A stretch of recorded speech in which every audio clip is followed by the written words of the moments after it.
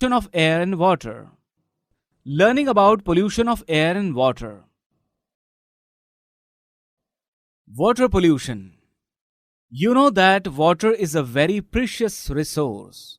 Think about the various activities in which we need water. But water is becoming scarce due to increase in population, industries, and agricultural activities.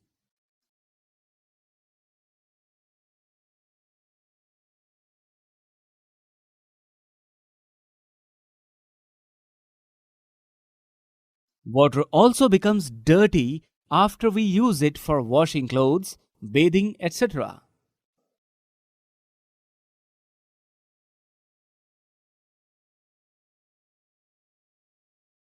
Whenever harmful substances such as sewage, toxic chemicals, silt, etc., get mixed with water, the water becomes polluted. The substances that pollute water are called water pollutants.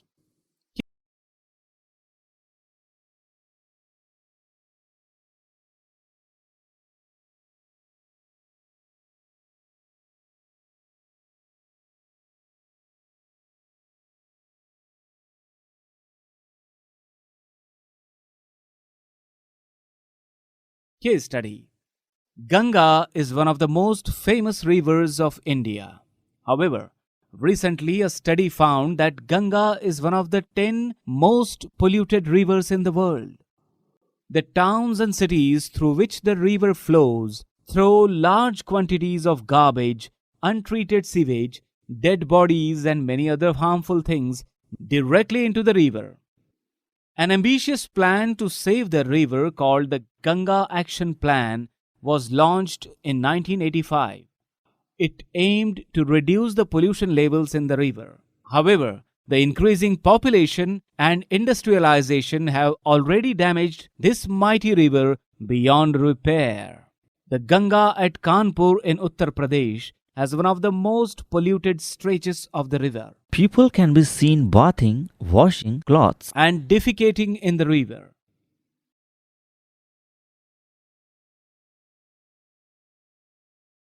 They also throw garbage, flowers, idols of gods and goddesses, and non biodegradable polythene bags into the river.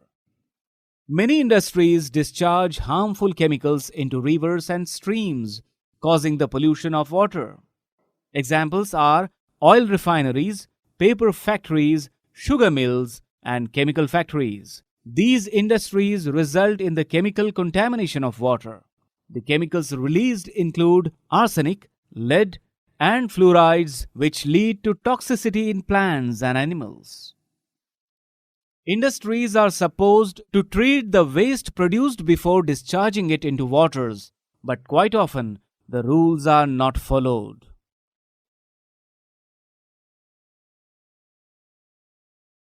You know that pesticides and other such chemicals are important for the protection of crops. However, all these chemicals dissolve in water and are washed into water bodies from the fields. They also seep into the ground to pollute groundwater.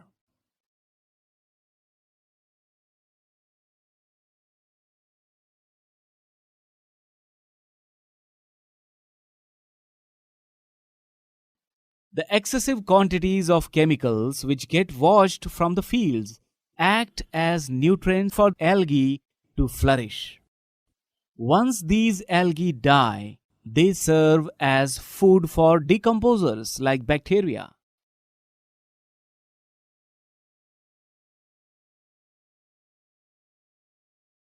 A lot of oxygen in the water body gets used up. This results in a decrease in the oxygen level, which may kill aquatic organisms. Sometimes untreated sewage is thrown directly into rivers. It contains food waste, detergents, microorganisms, etc.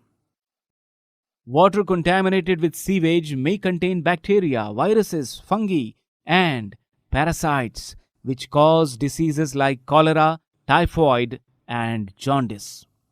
The bacteria present in the fecus of mammals are indicators of the quality of water. Hot water that is usually released from power plants and industries raises the temperature of the water body, adversely affecting the animals and plants living in it.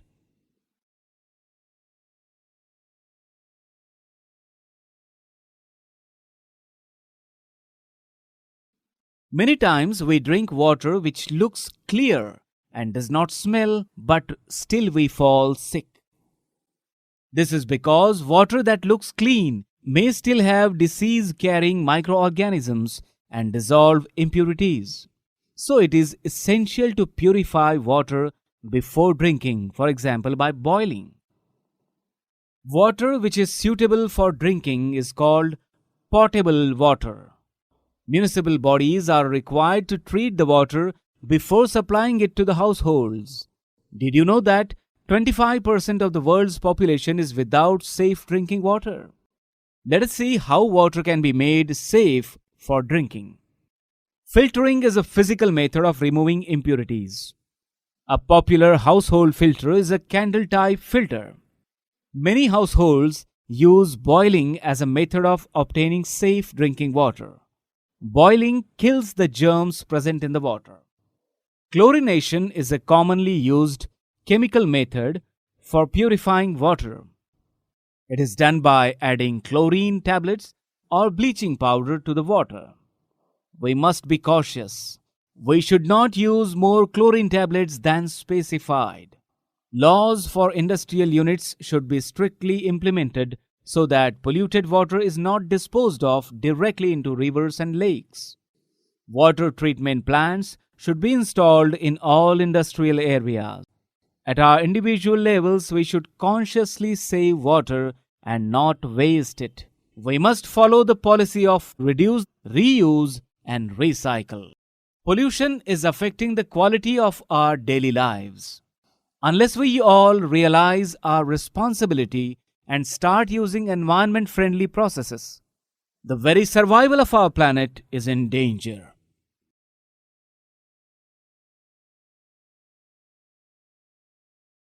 Summary: water pollution is the contamination of water by substances harmful to life. Sewage, agricultural chemicals, and industrial waste are some of the major contaminants of water. Water which is purified and fit for drinking is known as potable water. Water is a precious natural resource. We must learn to conserve it. That is all in this lesson. Keep the environment clean and green. Keep learning.